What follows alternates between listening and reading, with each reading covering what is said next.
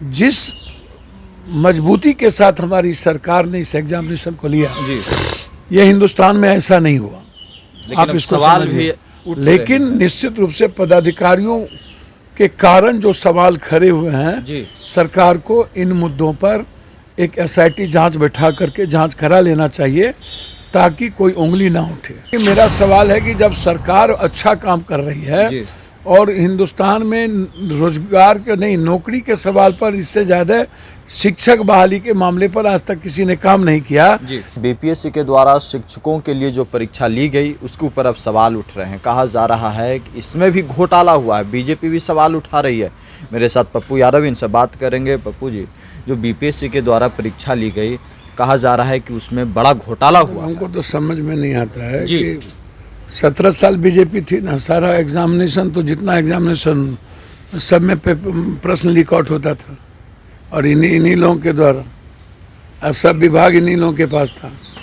जरा आप मुझे ये बताओ ना कि पहली बार इतनी सफल कितने लोग आए दुनिया में?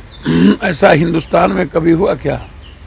इतने लाखों करोड़ों लोग आकर के एग्ज़ाम दे के चले गए और किसी भी तरह का क्वेश्चन लीक आउट नहीं हुआ। अभ्यर्थी कह रहे हैं हाँ, ये मैं आप बता रहा हूँ जी, ये निश्चित रूप से जैसे आरक्षण मुद्दे पालन बहुत कम हुए, रिजर्वेशन का जो मुद्दा है जी, इसको पालन पदाधिकारियों ने इसमें जिस तरीके से किया है ना, मुझको समझ में नहीं आता है कि इतना गंदा गेम।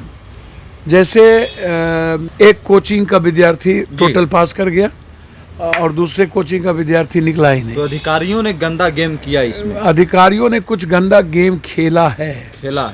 भाई सबसे पहला तो आरक्षण मुद्दों को पालन नहीं किया जी।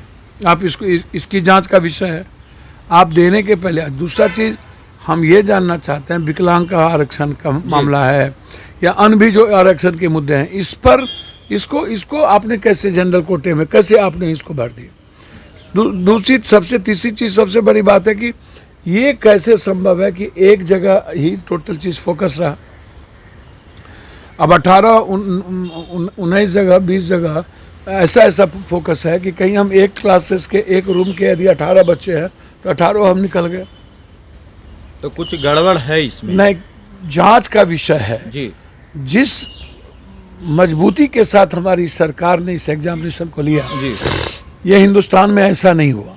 लेकिन आप अब इसको सवाल समझिए। भी उठ रहे लेकिन निश्चित रूप से पदाधिकारियों के कारण जो सवाल खड़े हुए हैं, जी, सरकार को इन मुद्दों पर एक एसआईटी जांच बैठा करके जांच करा लेना चाहिए ताकि कोई उंगली ना उठे और जो इसमें दोषी है उस पर अविलंब कार्रवाई होनी चाहिए। लेकिन बच्चों के मन में ये शंका है कि आखिर क्या कारण है कि यूपी बंगाल के लोगों को ज़्यादा बच्चे इसमें सामने आए जी, और बिहार के बच्चे बहुत जिस रेशियो में जाना चाहिए वो रेशियो नहीं रहा। बड़े रेशियो की बात हम नहीं करेंगे, लेकिन जिस रेशियो में बिहार के बच्चों को की भागीदारी होनी चाहिए वो कम रही और यूपी बंगाल इन सब जगहों की भागीदारी ज़्यादा हो गई। तो ये सवाल कहीं ना कहीं आ रहा है, ये मुद्दे हैं और इसको लेकर के मैं कह रहा हूँ कि मेरा सवाल है कि जब सरकार अच्छा काम कर रही है और हिंदुस्तान में रोजगार के नहीं, नौकरी के सवाल पर इससे ज़्यादा शिक्षक बहाली के मामले पर आज तक किसी ने काम नहीं किया, तो फिर पारदर्शिता क्यों नहीं, क्लियरिटी क्यों नहीं, और पदाधिकारी हमेशा सरकार को कटघरे में खड़ा क्यों करती है? कौन है ये लोग? तो इसीलिए ये पदाधिकारियों के लिए जांच का विषय है। और मेरा पहला पॉइंट है आरक्षण।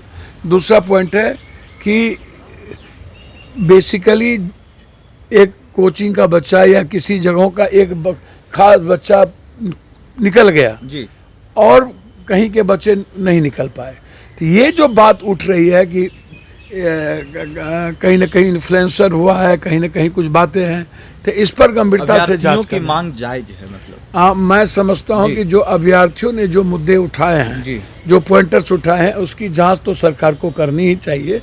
जांच नहीं होता है तो शंका पैदा होगी किसी भी। लगातार तेजस्वी यादव भी कह रहे थे कि अच्छा एग्जाम हुआ, रिजल्ट आए, लोगों की बहाली हुई, निश्चित रूप से तेजस्वी यादव जी नहीं, सरकार हो चाहे नीतीश कुमार हो या तेजस्वी यादव जी हो, मैं पहले भी कहा हूँ कि बाहरी लोगों को बाहरी लोगों को 10% दीजिए। जी।